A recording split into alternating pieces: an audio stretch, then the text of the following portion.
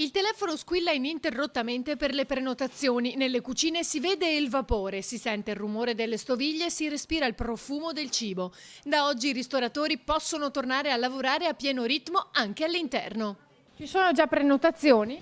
Ma per fortuna sì, noi ci riteniamo soddisfatti, dai, la gente ha voglia evidentemente di tornare alla normalità. A pranzo in molti hanno scelto comunque lo spazio esterno vista la bella giornata di sole, ma la sera i tavoli, che ora sono vuoti, torneranno nuovamente ad essere riempiti, naturalmente con l'obbligo di mascherina ogni volta che ci si alza. Si potrà anche tornare a bere il caffè al bancone. Ma non c'è nemmeno il tempo di gioire che per i ristoratori viene confermato il vincolo dei 4 commensali non conviventi per tavolo.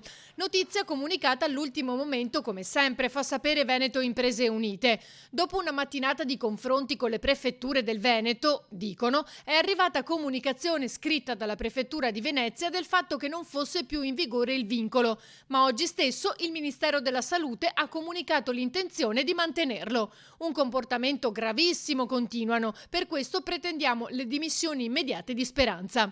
E alla luce dell'ennesima bastonata i timori restano. Il timore rimane, soprattutto non tanto per l'estate, ma per quello che potrebbe, ci auguriamo di no, succedere con il prossimo autunno. Il timore è che il piano vaccinale, per quanto adesso evidentemente abbia preso un ritmo significativo, magari non riesca a colmare quelle che potrebbero, uso il condizionale, essere lacune di varianti che arrivano dall'estero. La speranza è che si vada verso una situazione di normalizzazione e quindi siamo qua pronti a fare il nostro, finalmente.